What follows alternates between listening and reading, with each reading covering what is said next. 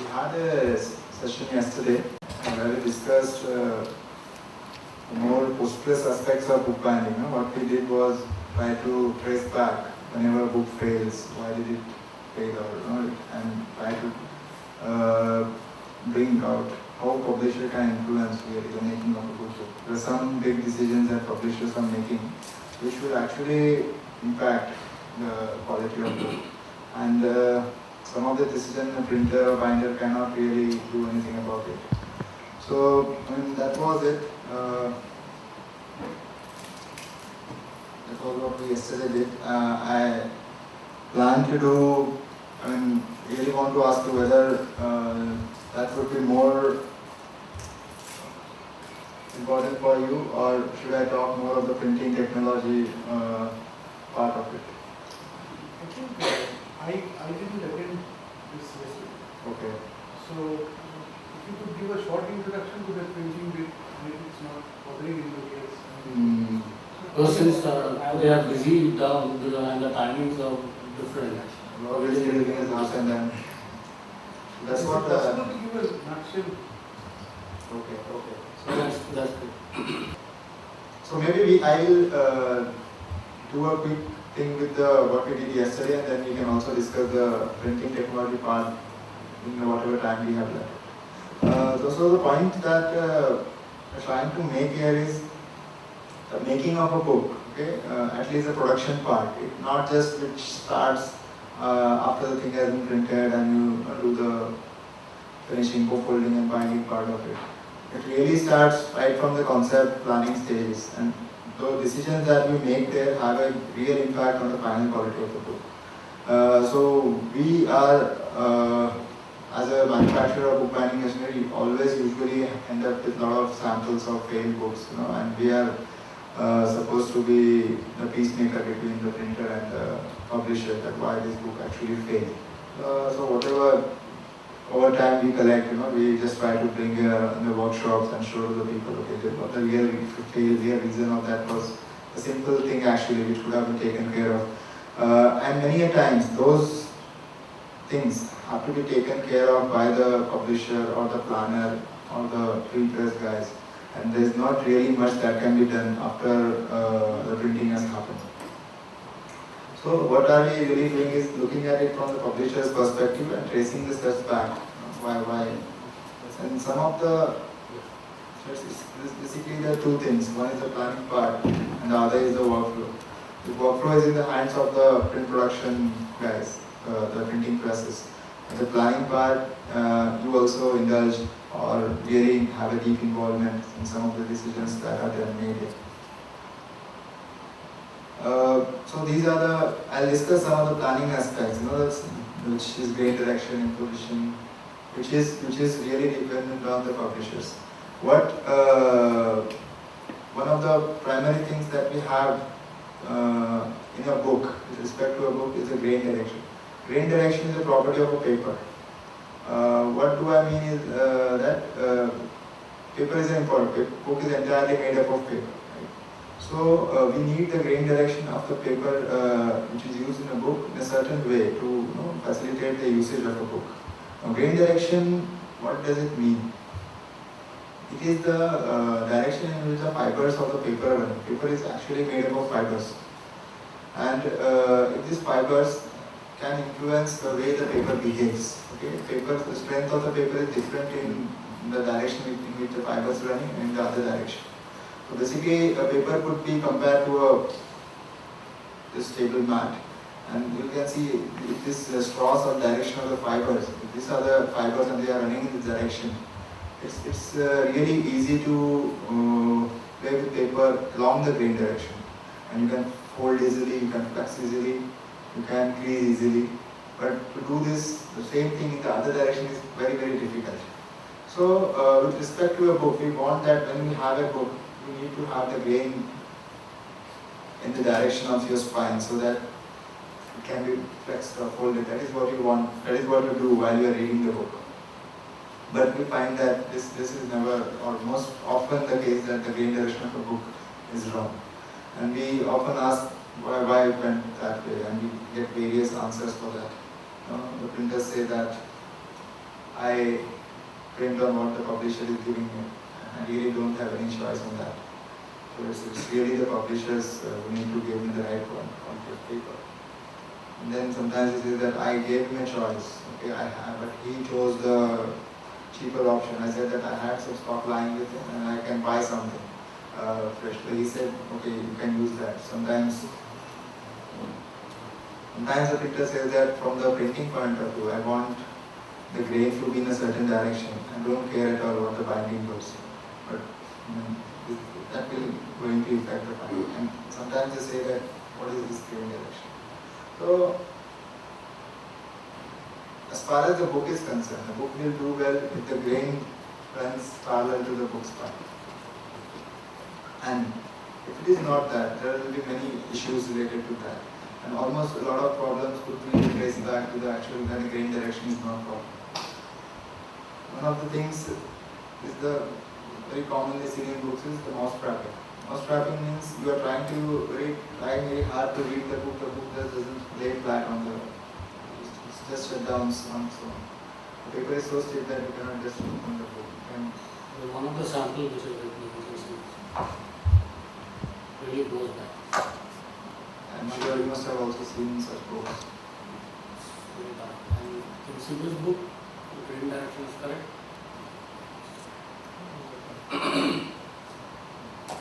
Yeah, is it possible for a publisher to control the grain direction? Yeah, if you are, as a publisher, are you sourcing your paper? Yeah, we are purchasing our paper.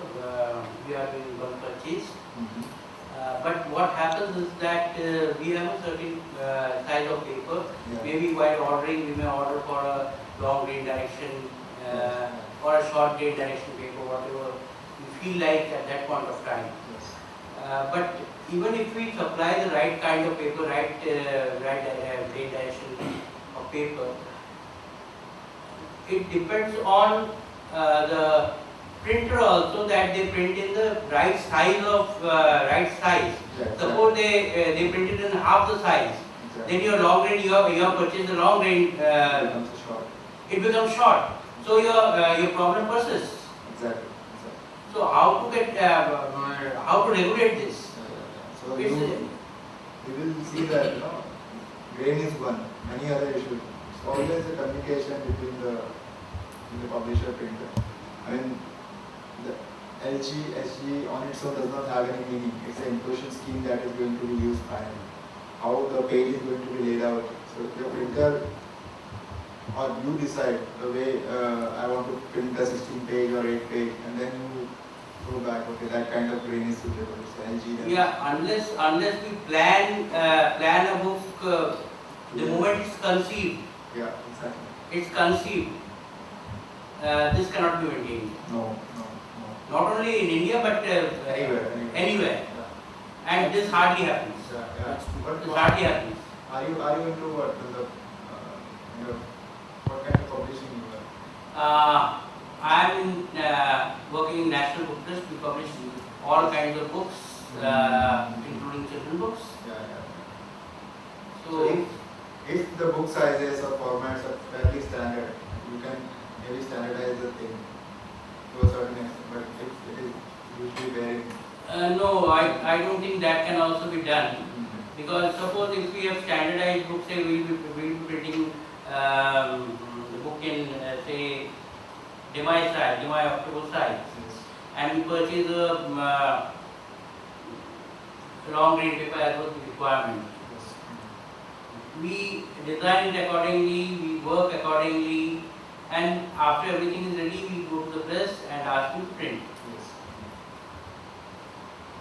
This is that 2336 size machine is not available at that point of time. I am in a hurry to get the books. So he'll cut it and he'll print it in a small size. So how can we control it? It cannot be controlled. It all depends that when you want to give a book to read, whether you can read the book or you cannot read the book. If that is the choice which left with, you have to say to the printer that, okay, this is my demand, I want the book in the right way, it should be readable. And with no other option, like what you said, sir, it's, that is the option, faster, I want to get book fast, and end of the day, somebody can't read this book. I picked up a sample. Yeah, I agree. I totally agree with what you say, but it's not in the Yeah, hand that's of true, that's manual true. printer. It's So very at tough. that point of time, you don't know what will be the position with the printing machines. Yes, exactly. You don't know what. We have also seen it practically. Yeah, we also tried a lot, but there is no solution to it. Other problems related to grain are this. You have cracking of papers. Sometimes you have a cover which is really cracking on the creases. So when you have so rich printing on there, you can just see a white line, which is really bad. Just without lamination. No, see this cracking. I think you have a solution to that. Instead of doing it hand, if you crease it in machine, if machine crease is done, then I think this problem is solved. So we are talking of mechanical. If it's a wrong grain, say it will show. Yes. It is wrong grain paper will crack. No, that will also not crack if you are properly creasing it in a creasing machine. No, It doesn't It crease. dies. So raw If it is grain. done on the creasing machine also, it will crack. It all depends on, okay, the creasing machine and the type of paper you use, how thick or what kind of paper it is. Yeah. But if it is on the right grain, all these aspects are right. What do you all the problems there. This crack, if you use a heavy grammage of paper, Yes. then whether you are in the right grain direction also, there also it cracks. No, sir. There also, yeah, it cracks. There are other problems. Sometimes you have mixed stock within the same book. And some grain is running parallel, some is running perpendicular. And then the problem is more severe.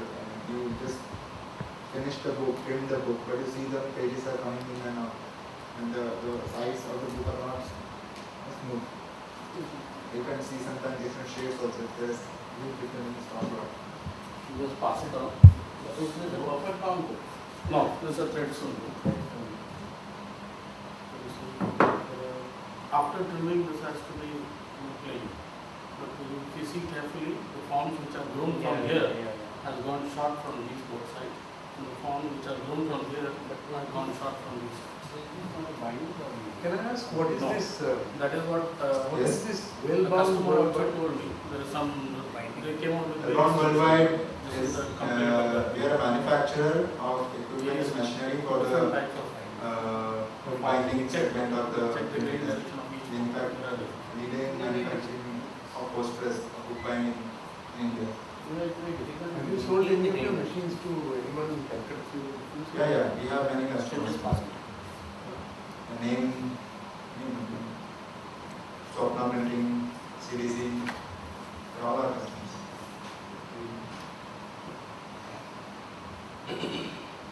We influence around 70 to 80% of market share of post press machinery in India. No, this is the both the form, mixture of both forms. See that book has On the trimming side, you can see it has is not. two pages which run parallel to the grain is running parallel, two pages the grain is running perpendicular. What? When it's not printed in different sizes of machine, how can this happen?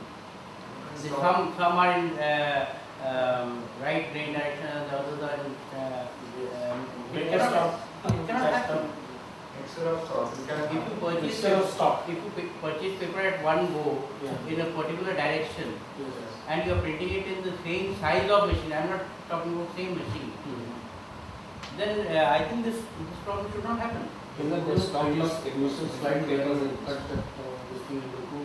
I will show you a slide where you can slice this like a size 2840, Yeah, and these comes in bigger rolls, I know. and then you trim it, cut it. No, what I am telling is that when you purchase paper and when you order for a long grain or short grain direction paper, so the stock what you are getting, and in the packing there is always a level, Yeah, whether it's long grain or short grain. exactly. There is a Because- marking. Yeah, there is a marking. Yeah.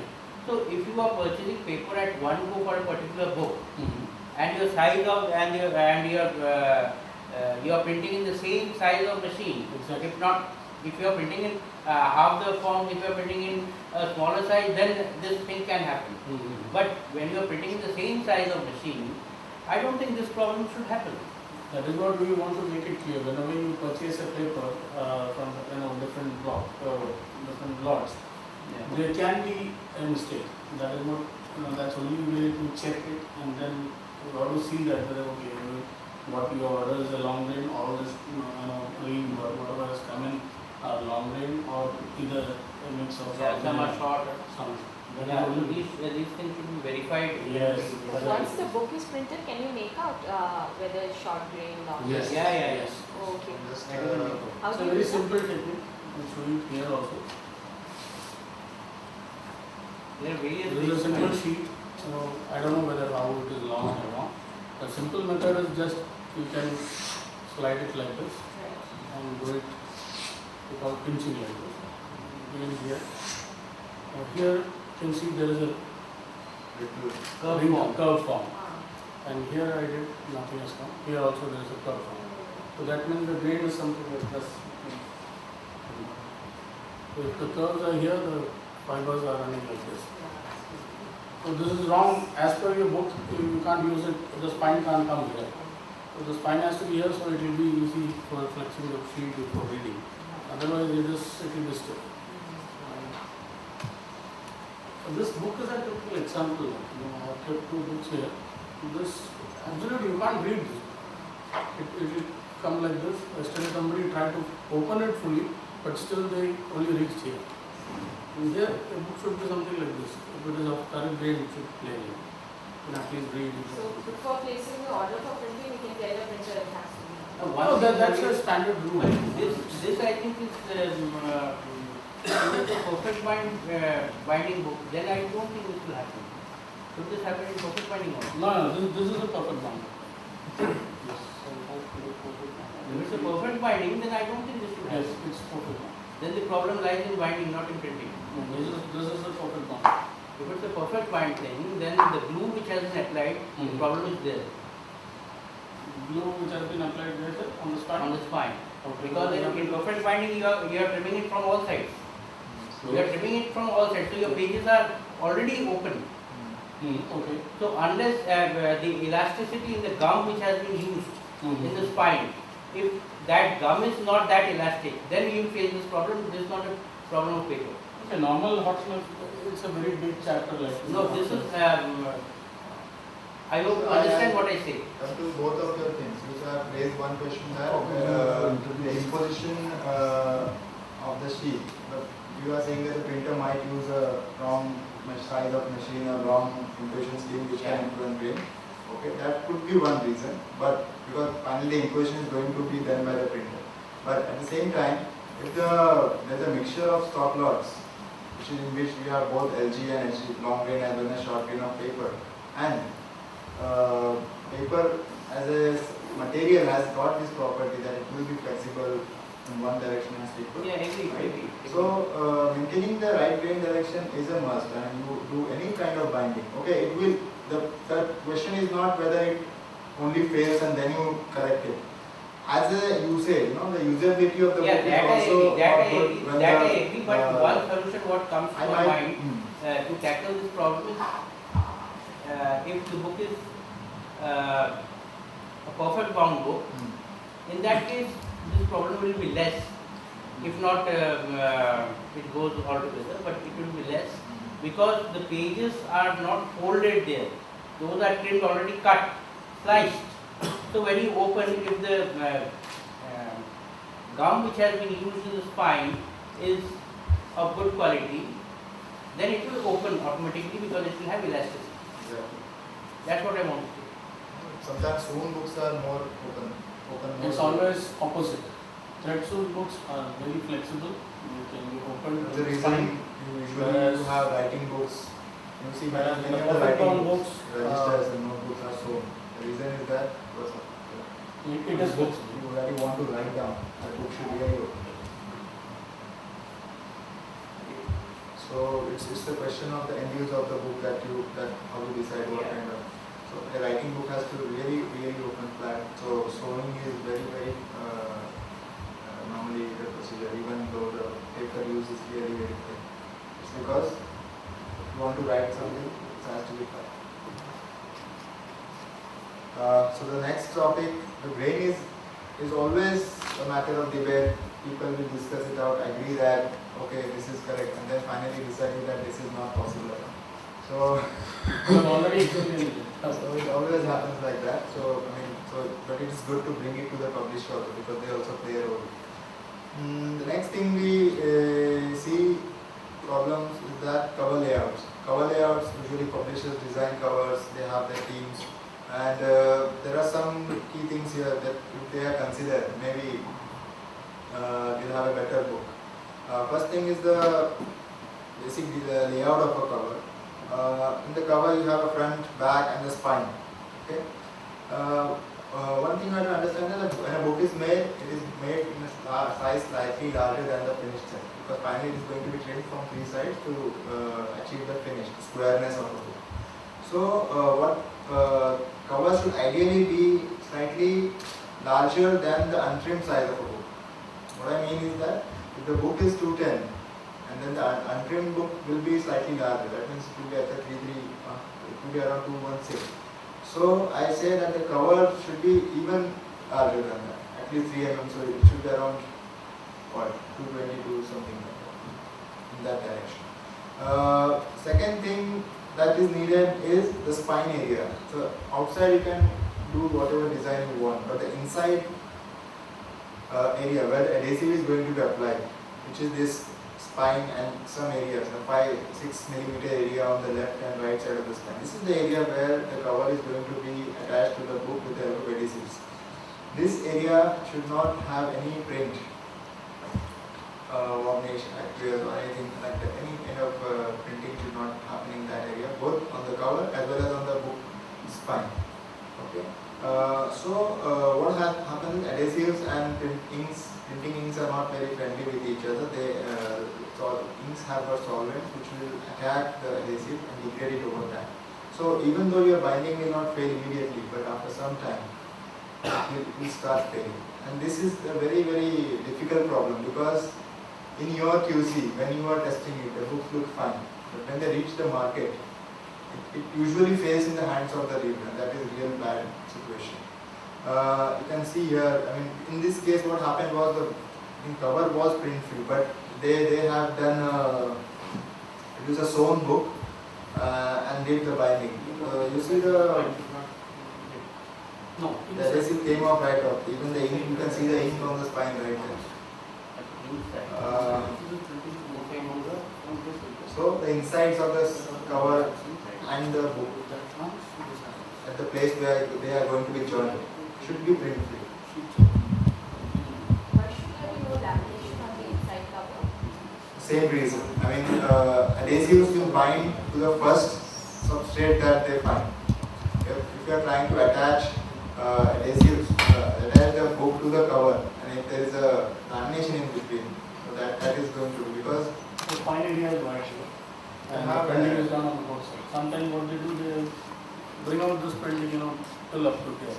Now this also you can see a slight side view, applying area is being printed. So sometimes what happens, your illustration is such. So in this case, you have to print up to here till the spine, and because it has the illustration is a full spread illustration, and the half portion of the illustration is printed form, last form. So how to tackle unless you, in that case you have to be as much nearer to the spine. Yeah, you can come up to closer to your side view area, not to the spine area. that 6 millimeter area from the spine is also usually attached, also usually glued. You see the books. This is as per the planning. I mean, I'm saying that the area that is going to be glued has to be. You just pass on this. Next thing that we have is the cover design. Whenever we have such difficult covers, in this case you see that there is a color break. So you see he has used green on the back, some design on the front cover, and has a white,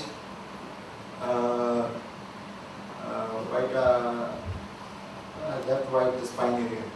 So it will be very difficult, to calculate what that exact spine area is going to be if a dummy is not made. Usually, we are able to calculate from the properties of the paper what GSM it is going to be, and that okay, this will be the spine thickness approximately. Yeah, there is a formula for There is that. a formula for that. Okay. It has also to do with the bulk. What is the, is it a high bulk paper Bulk or and low GSM. bulk paper? If you know two things, bulk and GSM, it's easy to calculate the thickness of Yeah. that.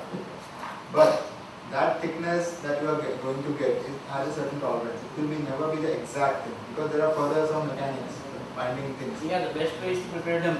Yeah. So in normal cases you might get over that, but whenever you have such difficult covers, either one thing is that you get over the design, get the design such that there is no such color breaks on the spine. If you cannot really do that, then get the dummy. Important thing while making the dummy is that you use the same process that you are going to use for the final binding. But general practice is that you are making a dummy in your publisher's office while the final printing is going to happen at the printer's place where he is going to use machines. Something folded by hand and folded by machine is going to be different. And even the printer also may make the same mistake. When he does 2 or 3 copies, he'll pick up the sheets, he'll fold it by hand and then prepare it and then give it to you. That will be entirely different from what he runs on a machine. It's important to make a dummy, especially in such cases. I mean, you might have done 100 jobs which might not have shown a problem, but something when you get a design like this, you might see the variation or something. Yeah, Next thing we have is sometimes we produce very thin books, 2 mm, 3 mm, and you have text right on the spine. I mean, there's no real need because that text is already less than 6 points. It's not going to be very readable. It's better to avoid. I have the same book, the spine is different. Yeah. You can't read. Next, that's about cover layouts. The next thing is imposition. This is where the printer's role starts. I mean, he has got a paper. What he was saying is, I mean, we have given the paper, but printer might do something else. So this will clearly answer all those paper vis-a-vis imposition. Yeah, I clearly mentioned that imposition is a process where, see, the printer is going to print on larger sheets. It is not going to print your book page by page. Usually a larger sheet is chosen and the pages are laid or arranged on that sheet in such a way that when you fold that sheet, your pages come in a sequence. So that process is called as imposition. And doing that has many parameters to be checked. What kind of imposition I am supposed to use. The important thing to understand here is that you have designed a book, right? So that you have designed a page which has got certain margins. I mean, there could be, you have chosen that the page area is so much, the head margin is so much, the left margin, right margin, bottom margin. And now the printer is taking this page and trying to lay out on a larger sheet. It's really important that when the thing is folded and finally cut and made into a book, those margins come back, what you had planned. This could sometimes go wrong if there is not proper communication and the communication in print is not really verbal, it's visual. It has to be on the sheet to understand because the sheet is going through a lot of machines before a final book is made. Okay. So some of the considerations are really the format, the number of pages, the odd signatures that I have, and the grain direction. So what really, this is how an imposition will look like. You will have pages. These are the page numbers. Pages would be in a certain sequence that when you fold the thing, you get the 1 to 8 in a sequence. It's an 8-page signature. Now, as you can see, if I have to get my grain direction right, I will have to use an LG sheet. LG means the grain in this case should run in the longer direction. Whereas if I am using a 16-page imposition, I should use the grain in the shorter direction. But I didn't get your name. Yeah, Sumit. Yeah, Mr. Sumit was saying that sometimes I give a paper and the printer just uses a smaller machine. So let's say we assume that the thing is that LG as a terminology is very relative. It does not have any meaning on its own unless the final grain direction with respect to the book is correct. Okay. In this case, see, you have a 16-page imposition. You from the principle you need the grain to run on the shorter direction of the paper. That means in that direction as marked in the arrow. Now let's imagine the scenario presented by him. Now he provides an SG paper. For 16 page an SG has to be used. 16 page portrait. If it's an oblong, the binding side is the head side, then it will change. And he says that I have got a job on my larger machine, I am going to put it on a shorter machine. So what it is going to do, basically split it into half. Now when I split this sheet into half, it becomes this. So an SG actually becomes an LG. See that SG does not have meaning, because in this case, let's say this is what, 20 by 40. Let's assume that this is 20 by 40 and the grain is currently running into the 20 by 50, let's say. So the grain is running along the 20 direction. Now when I make it into a half, it will be what? 22 by 20, the grain will run along the 22 direction. That means it will become an LG. So it's automatically, that is very relative. So irrespective of what machine size he uses, if the imposition is correct, that will not affect the final thing. It's like with respect to the grain direction running in the paper, how my page should be laid out. How the page should? How the arrangement of pages should be. So I mean, whatever, I assume if you are giving an LG sheet and asking him to make a 16-page form out of it, then that is wrong. That won't give the right grain. So what Sumit was telling that when he goes to the printer, then only he knows that okay, suddenly this is what Yeah. is his decision. Yeah. So he makes So it. means there is this. So to get this correct, it's really the communication between the printer publisher. No, in fact, this affects your printing also. In four-color printing, when expansion and so you get a wrong registration. Yes. These are all factors.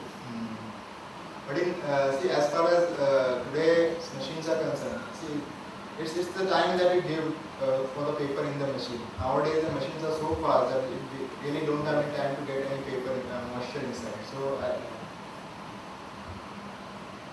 till 4 colors, really you don't have any problem. Maybe sometimes you are doing real hard, more than 4 colors jobs. Then only you might see that paper registration is affected vis-a-vis. But you can always address all these problems using the corresponding imposition scheme and sourcing the right kind of paper for your job. So there is a coordination activity involved, which is sometimes when it is missing, then you get such kind of products. Now the communication that I was talking about. So any day you see a printed sheet, there could be a lot of marks. These are actually communication for the processes that are going to happen on your machine. And a printed sheet should really have that. It's not just the pages are laid out, but when the pages are going to be laid out like this, you need to know what is the page size, where it is going to be finally printed, what are the bleeds, what are the fold positions, and most importantly, the reference. You need to understand that the mechanics of printing are such that there is going to be variation. Anything that you produce, when you have a pile of 10,000 sheets, all the 10,000 sheets are not going to be exactly the same size in terms of microns. There are going to be some plus or minus micron. So it is what printers do is use any two sides of a sheet as a reference. So you say these two sides are my reference and I am going to print everything with respect to that. So sheet is taken aligned with those two sides, and then whatever has to be done is done. The printing, first color, second color, third color, folding. So it's very important to know which two sides are being used as a reference. These two sides are usually called the lay sides. So the printer must have used lay side, but if the folding person does not know what was that, then he might use the other two sides for folding, and whatever variation that you have in the size of the paper, you will see in the folding. All those variations. What that usually does is, you see your pages are dancing. I mean, you see when you take a book and try to flip it, You see, usually the folio is positioned at the same position on each page. You see that the folio is shifting. That means your page is actually moving from page to page. Which means this could be one of the problems. The communication was not there between them. Another thing that we have is called as collating marks. Collating marks are usually used to visually inspect at the pages or at this stage it's not really pages, these are folded signatures. This large sheet are folded and form a section of 16 pages or 32 pages. And many such sections are collected to form the entire book. So, what the printers do is put a black mark on each of the sections. And they are positioned in such a way that when all the entire book is collected, you see have a staircasing like this. So it's very easy to visually inspect and say, okay, my entire book is in a correct sequence and there is nothing missing in that. A small thing that helps. So different signatures, one can know whether it is all in line. Next we have is, as we discussed, can do perfect binding, you can do sewing. Now, the style of binding that is going to be finally used, if that is not known to the designer, then there could be a problem. Sewing is just like you collect the signature and put a thread and bring them all together. What we call as perfect binding or adhesive binding, what we do here is we are trying to take a book after it has been collected, it is being put in a machine and the spine is just shaved off. Now what we are trying to create is a loose leaf and a very rough edge, so that adhesive can bond with that. So you see that something like that is going to be removed from the spine of your book. So if you do not know how much is this, that much of gutter margin you are losing in your book. So when this is going to happen, you need to know and you need to provide that much gutter margin. Or the printer at the time of imposition needs to provide that kind of gutter margin. So sometimes you have planned 1 centimeter inside margin, finally you end up with 0.7, and that could kind of happen if that kind of allowances is not provided on the imposition. It's not that while designing the digital page, you will not provide this, but at the imposition thing, you will maybe on that larger sheet, you will place the pages so much apart that they are folded to have that additional allowance. Again, a planning thing.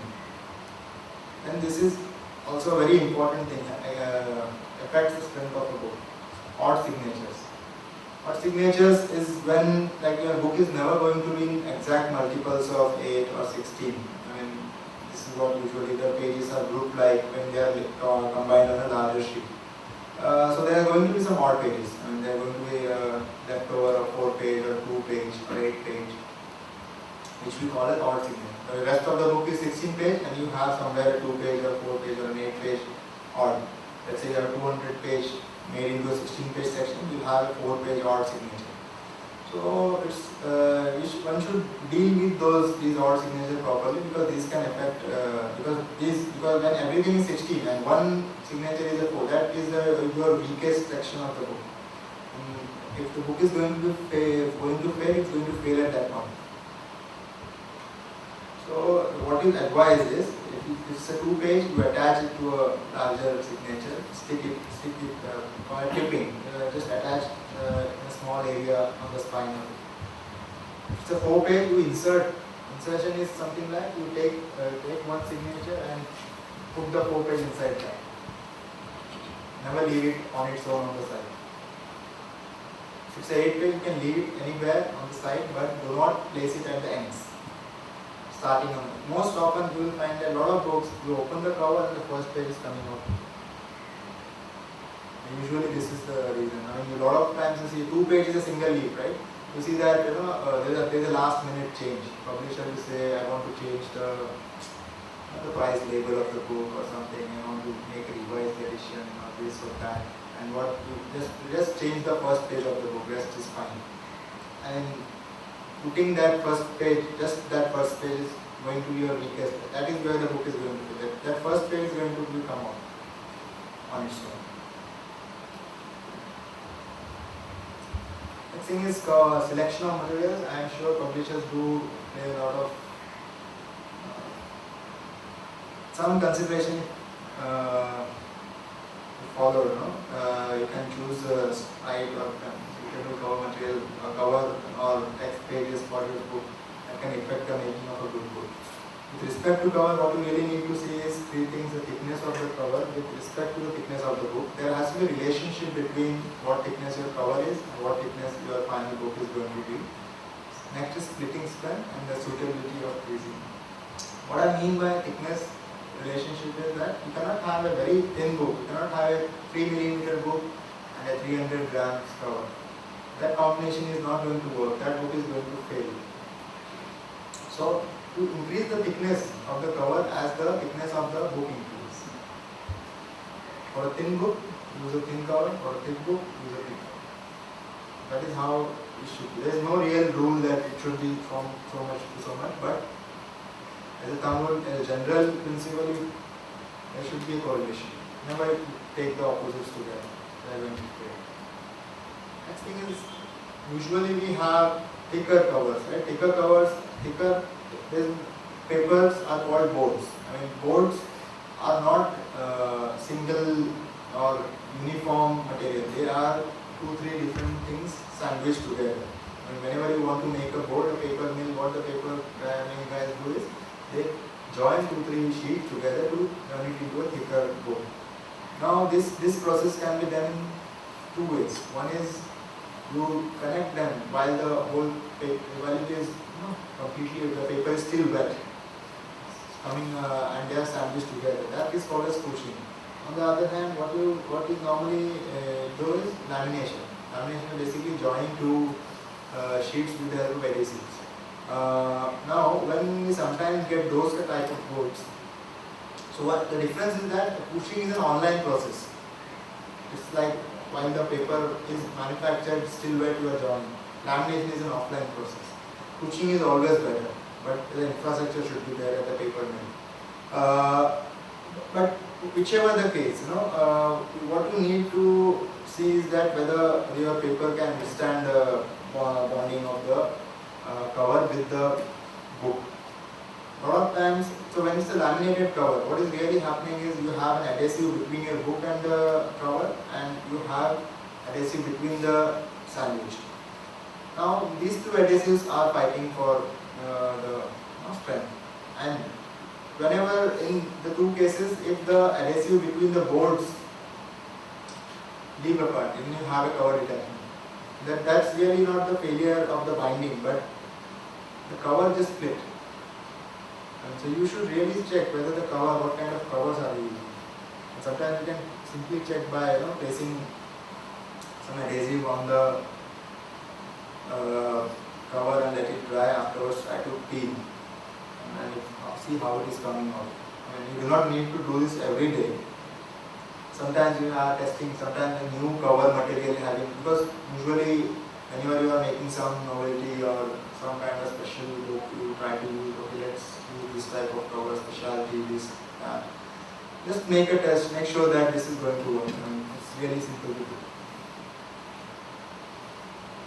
Text pages, usually whatever we use for a conventional perfect binding process, we advise that should go up to 130 GSM. Beyond that, we should use sewing or some modern book binding methods, which use newer type of adhesives and newer type of chemistries. Otherwise, if we decided to do only adhesive binding is used because it is cheap, it is fast. Okay, it can produce more number of books compared to the same time frame and cost compared to any other binding method that we are going to do. So if you have decided to go for adhesive binding, don't use a paper above more than 130 GSM. And even that 130 GSM is a borderline, it will work if all your grain and all that are correct. If you are not sure where the grain direction is, even that 130 GSM might fail. But yeah, even anything above that, you should use sewing or use something like PUR, which is also getting quite popular in India. That can bond almost anything. I mean, there is no problem. You can go to 400 grams for text pages and the book will not fail. And even the grain, any kind of thing. Yeah, the book might not open, okay, but the book will not fail. That is guaranteed. If samples which are done on perfect binding view earlier. We have the thickness of sample also. All are different substrate. Very thick.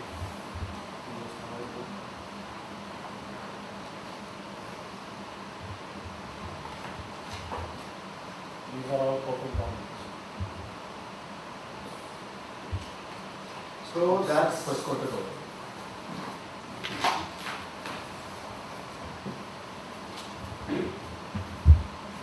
That's about Sample. planning, kind of coordination one needs to have while the planning of the book is done. And are there any questions here or something?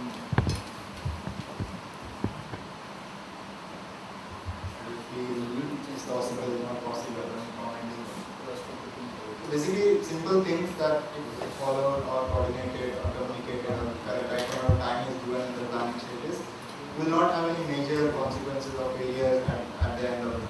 Because whatever happens in bookbinding is usually the cascading effect of small things, right, that go wrong in the planning stages. And up to this part is not really in the printer's hand. A lot of things happen, have already happened. After that, nothing can be done to salvage the situation. Next thing is, now the rest of the discussion is about the workflow. This is where the printer comes in, his technique, his standards, best practices, which can also definitely affect the quality of it. First factor is acclimatization. A book is made out of paper, and paper is hygroscopic, which means it can exchange moisture from the atmosphere to the atmosphere. So, being such a material, the paper needs to be in harmony with its atmosphere. I mean, if you bring a paper from an entirely different climatic condition to or something else, that is going to behave erratically. You need to let paper the time to acclimatize to that situation before processing it. That's why usually printers always ask you for a lot of time, and that it's not really the speed of the machines, but between processes also you need to give that paper some time to really acclimatize the situation. Because during printing, a lot of times what happens is paper gains moisture or loses moisture. Like at the time of printing, the paper might actually be getting moisture. But sometimes after printing, you are trying to dry it using heat. When you are trying to dry it using heat, actually the paper is losing moisture. And when, let's say after that, you have got it on a folding machine, and the climatic conditions are really something like monsoons, you are going to have trouble. You see sometimes the paper is getting wavy, the boards are getting wavy, the covers. All this happens usually because the paper has not had sufficient time to acclimatize to that situation before processing it. This leads to a lot of wastage also.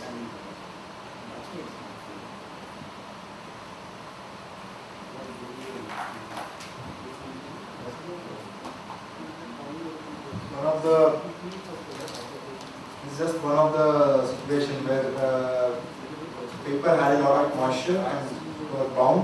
So adhesive used in bookbinding is applied hot. So it's something applied at 160 degrees Celsius. So when you have applied an adhesive to a paper which has a lot of water in it, all the water evaporated, formed bubbles and got trapped in the film of adhesive. So you see the film of adhesive is really broken and has a honeycomb structure.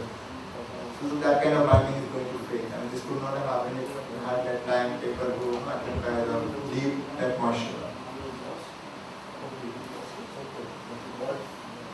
These are perfect binding. Yeah. Perfect. Perfect binding, I mean, it's like binding using only adhesives. No stitching. No. No stitching. Entirely different technology. Adhesive technology is also different. It's very young in India, but it's been there. There's a 20-year-old technology which is already been there. Countries like Brazil just use it. Yeah, of course. 3 times faster. But the quantity is very less. If you see you really need a comparator scale to check the layer of adhesive. It's 0.3 mm what we go, and normal case hotness to around 1 or 2. Certain publishers insist 3 mm, 2 mm. With the pellets, Yeah, chiclets and pellets and Yeah. yeah. Okay. So if you use regular and cold, you won't be like that. No, It will go. no.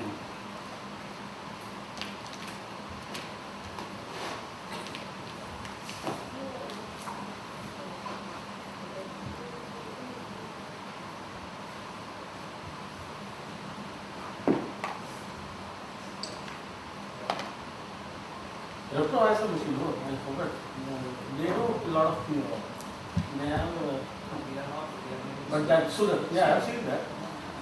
I've visited your plant for 2-3. I've given a training also of you over there by Sandeep and myself, Sandeep from MSL. And that's an open tank system. Almost. Next, things to have thicker, this is thinner. To avoid that, that is a bad situation when you are trying to bind, because finally you are trying to make a square book. To avoid this, what we do is perforate these sides. We make a lot of slots here, so that air can escape, and you have a real flat segment. That operation happens usually on a folder, on a folding machine. If not done, it will affect your binding, and consequently you will have a lot of wrinkles on your spine after the final book is made. So this is how a book which has perforation looks like. These are going to finally go trimmed off to give you a final finished square book. So this is how sometimes you have such kind of wrinkles on your spine.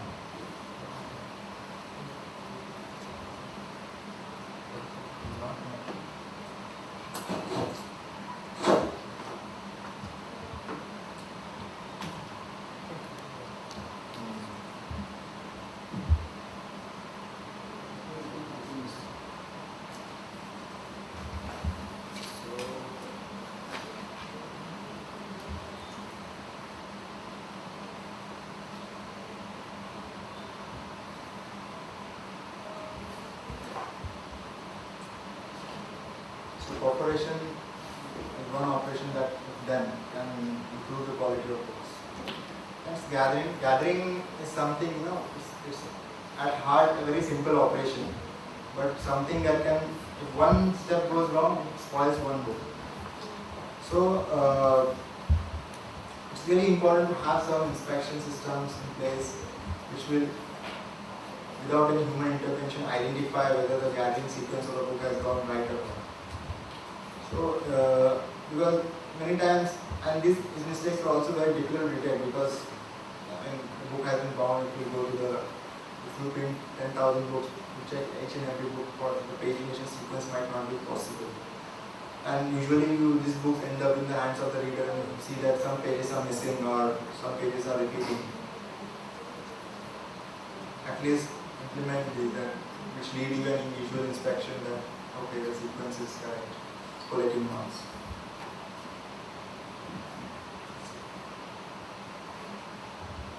The perfect binding operation is actually just to lead you the mechanics of the process, so that whatever we discuss will make sense. Another clamp. Clamp is holding your book like this,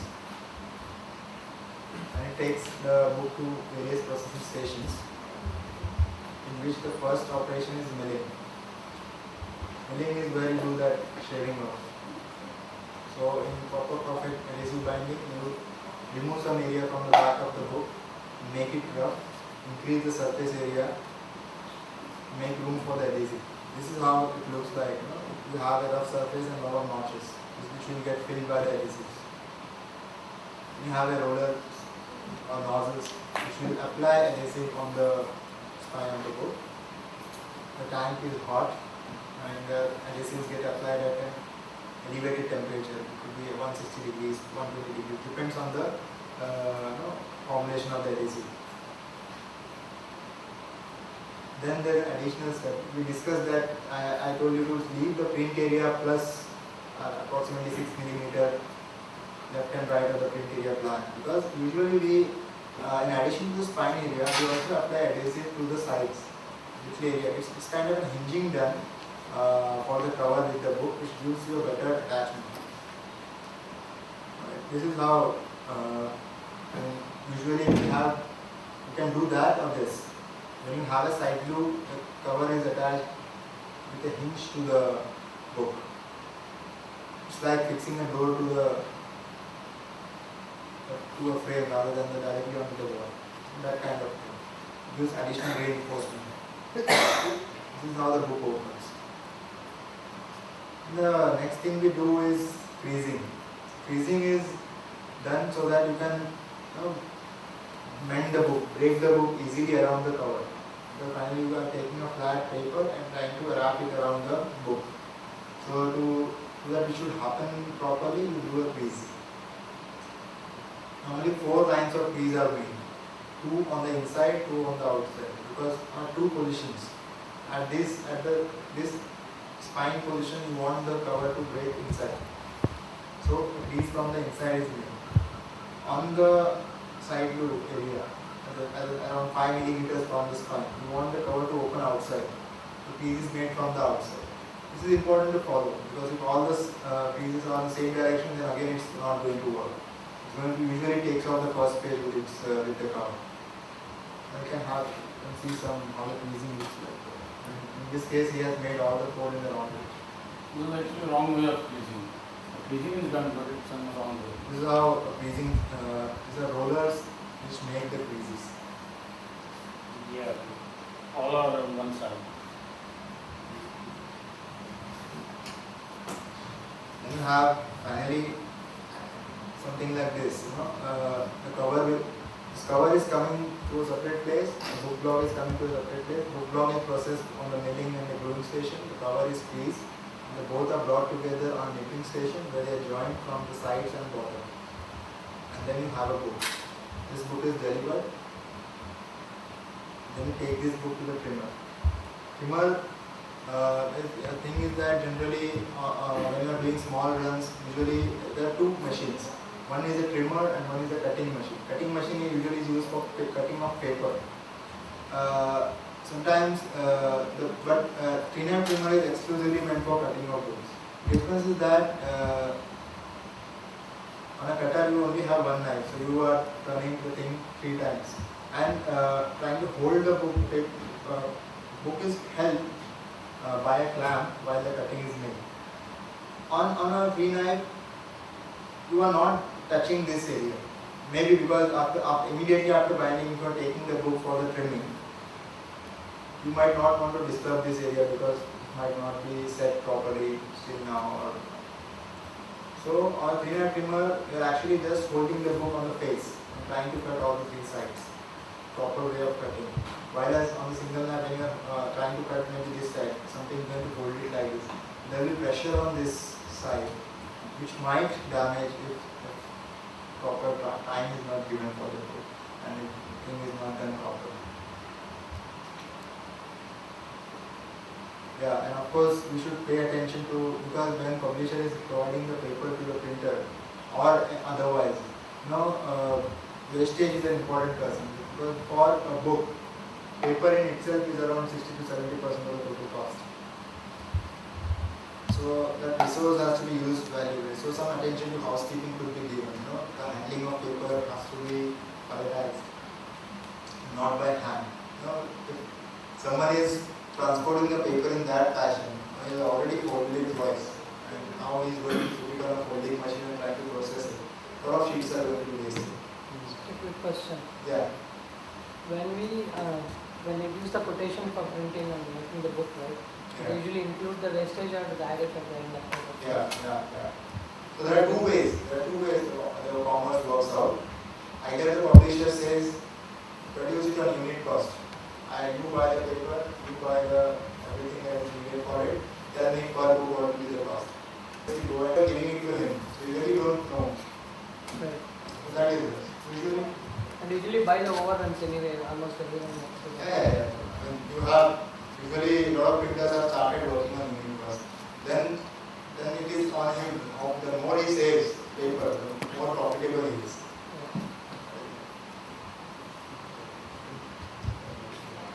Then something like storage should be always on pallet. When you have kept something on the ground, the bottom of signature is going to damage.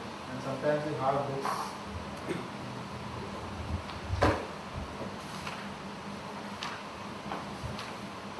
see that and sometimes signature end up in the book. They are soiled or wrinkled or The bent. actual books I picked up, they are not made like this. You see this, those kind of folds are not. Basically code handling. Then glutans. Before showing you. No problem. You can see a lot of soil and things. And all these photographs are also actual shot photographs. It's not. Sorry? CRT is not bothered about. They know they are going to set up. No, but also understand that in that kind of scenario, a lot of wastage also would have happened, and some of that wastage are also landed up in the final books. No, even printers take Can advantage you of find that. some soil sheets also and stuff? Even printers take advantage of that situation because they know there will be no check and it is going to sell. Right. Similarly for glutans, this is an important component. The adhesive is as strong as the weight is maintained in your tank. The badly maintained tanks is going to affect your quality of adhesive. Also going to consume more energy to heat up the tank to the same temperature. Sometimes you also do not know whether that thing is running at the right temperature. So that figure should have actually looked like this on what is on the right side. Both are same times. This was how it was given by the manufacturer. What is this? This is the glue tank on the machine. The Where adhesive. the glue is applied to the book. So usually, whatever happens, are the cascading effects or whatever we discuss. The little things, 2 or 3 together, will create a failure. Almost every book that we see, we can point out a few problems, but sometimes all those books do not lead to a failure. But it's once in a blue, and then you start maybe cut the paycheck of a printer. Lot of things, lot of heat happens between the printer binder or the publisher printer when this thing happens, rejections. But it really, what the point of this whole exercise is to understand that there's a lot of coordination between all the three. A lot of communication has to happen during the planning. And there are a lot of things printer has to do correct, as well as, but there are also a lot of things that the publisher has to do or plan properly in order to produce a good book. Usually a printer complains that this is not really in our hands. So that is the reason we also conduct this kind of workshop with publishers, just to create awareness about making a good book is really start right at the concept stages, not on the machine you can do any kind of jugglery and produce a book. That's about it. I have one question. Yes. At the stage of giving the proof, right, the printed proof, Yes. it's not really possible to change the grain setting now, right? So it's over by the time it's already done. Yeah. It's already there. It's already You can't there. really We are not talking at all of that. The time the paper is sourced, Yeah. nothing is already done. So you can't tell at the proof, okay, I want to change this. So by the proof, you are only checking the print, the color, and this and that. Okay, so all those those things are. You're not really checking the performance of a book. I mean, So book, tell me, if I am providing the paper to a printer, yes. then what is your advice about what's the best way to achieve the And best result? it's like you are producing a book which is in the concept, you're thinking of printing it, you have a rough idea of the quantity that you're producing. You should talk to your printer. So this is what I'm planning to use, and this is what I desire. I do not want to compromise on these things. So he will tell you to achieve that what kind of paper is needed. After a few things you will know it by yourself, know for this what kind of paper is needed. No, I mean typically, we wouldn't get involved in things as short grain and long grain. Yeah. Typically, we would be looking at the shade and that sort of thing. Yes. But if you are buying the paper, that LG is a paper specification. I mean, you do not need to take the sheet of paper and find out which grade it is. That thing is clearly mentioned on the packet or the label of the paper. So you just need to know, okay, printer, I am ordering the paper. Just tell me what paper I should order.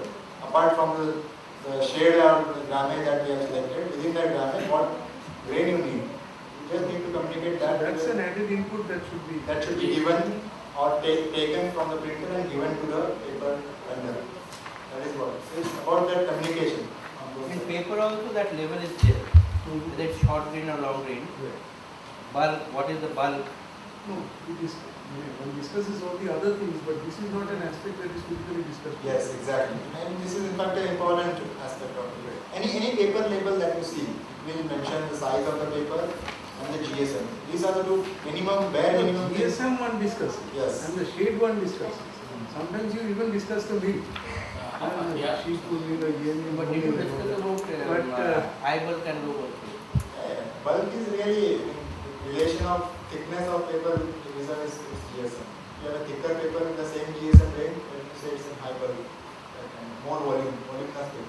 Bulk is just volume, and it's reciprocal. You use bulk To get a spine. make a spine, to make the book look really has a volume to it. Otherwise, if you use the low bulk paper, it will be very thin. If you use the book, its volume, you choose a high bulk. It just Typically the paper handling that you show yes, outside yeah. is really sort of benchmark levels. I mean, I don't really think we would get that kind of paper handling between the paper supplier and the print. It would be typically delivered in a taxi or whatever. And okay, may not be two folds, but typically it's in a roll form or something and it goes. So, how do you? And this basically, I have to discuss. This is also one of the things that is going to affect your efficiency. You are going to waste more number of sheets to get the same number of books. So your costs are increasing. Typically, we wouldn't involve. Typically, an arrangement between that guy will deliver to that guy. How he delivers. It's very different. That is what publishers are doing these days. I do not want to get into all this. Give me unit cost. No, the supply part is difficult. Exactly. Yesterday, a lady was here attending this workshop, the same thing, and she told that I have a problem like this, and she made 500 books in Bangalore. The book was too good. Today she showed me, and she said there was a problem of walking and things like that. And then we said that okay, we have to see the book, and then we can come out with what is the problem. So that the whole book is covered. I said no. Because the cover is different, the inner material is different, so probably only the cover has gone up and you could see that. So she said no, the whole book is curved. I said okay, then we have to see the book. Today she bought that book and showed us. It's very interesting, for the cover to look more thick. She has used an end paper and she pasted the end paper to the cover. And that pasting was done with a water-based adhesive. So the adhesive was maybe less in solid content. So that whole thing, and then they pressed the book, probably kept it for some time. The moisture from the cover has gone into the book, and the whole book has gone sloppy. Covers are like this. The book was so beautiful. She put so much of effort to bring out that fine books. By making a small mistake like this, and the grains, all the end paper sheet also was, the grain direction was wrong. So you could see, when you open the book, you can really find an between on the spine area, on the starting point and the ending point, and then you could see the shades of adhesive going like this. All these things are seen on it. So it looks bad, when you put a lot of effort and at the end of the day you get a book which is not performed. Even the publishers also sometimes do the mistake. Recently I bought a bestseller, it sold probably a few lakh copies, I think. After one reading, the entire book fell apart, page by page. I don't even handle it roughly, just a regular, it's this thick. It just fell apart completely. So they probably didn't design it well. This is a very good technology what we have now, EUR, what you see, because if it is most of the publishers, even they rightly said they don't have time, kind of demand, because yesterday most of the session we attended, always like, blaming him for, quantity of books. I was hearing that. Polyurethane reactive. Huh? It's the name of the Polyurethane reactive hot reactive. Chemistry is different on that, but it takes time, it takes around 8 to 16 hours to cure. But the final bonding is as such that you can't destroy the bond, because the process is irreversible. The hot plants, what happens, You keep a normal book on your car's dashboard during a peak summer, or normally if you just in the sunlight, you go to a station bookstore or something like that. If the sunlight is put on and you try to open a book and read the book, will fall apart. Because there is something called as heat resistant. Yes. Normally, average hot melt heat resistance is something like 50 degrees. It starts off from 50 degrees. But for PUR it is very high. It can withstand even -40, or it has to go beyond 140. So the window is too high. And then the lady also, okay, the books in UK probably may fail. Actually, based in India, making spiritual books in India. She is going to take those books back to UK. In such situations, no? Because I told that there is a chance that book may fail, because that's a hot melt what you have used is preferably the correct hot melt for Indian conditions. It's not for the UK conditions. The window of adhesive what is used in UK is something like from 0 to 30, 35 or max 40 degrees. And the adhesive manufacturer who makes the adhesive in India keeps the window from 5 degrees to 45, 60 degrees. So that the window keeps changing, but the chemistry is almost the same.